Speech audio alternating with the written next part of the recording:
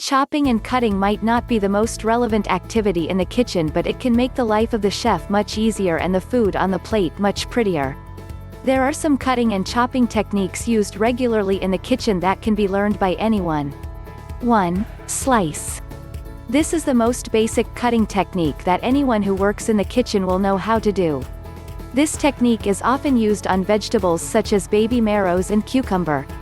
Depending on which fruit or vegetable you're slicing will determine which knife to use, namely whether it should be serrated or straight-edged.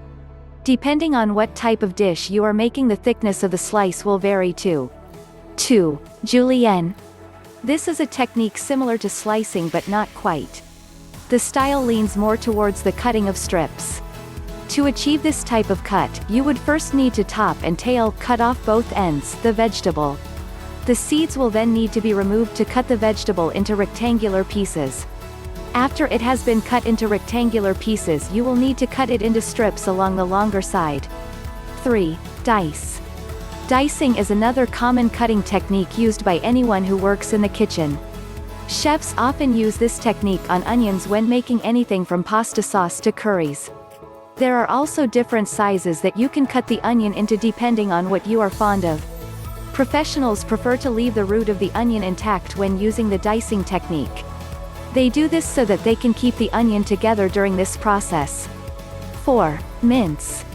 Use this technique when dealing with garlic. Many people prefer not to have pieces of garlic floating around in their food but love the flavor. Mincing is a way to get the flavor into the dish without having large pieces in the food. Crush the garlic with the flat side of the chef's knife, then constantly chop and repeat until you have miniature pieces. 5. Chiffonade. This technique might sound complicated and difficult, but it really is quite simple.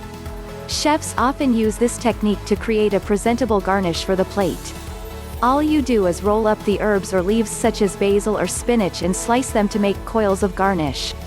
The type of knife varies on the type of food you are preparing.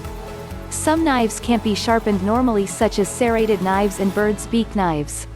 Always note which knife is best for certain vegetables, fruit or meat to avoid the fast degrading of the blade. A cash and carry wholesaler will have a wide variety of knives to complement your cooking methods.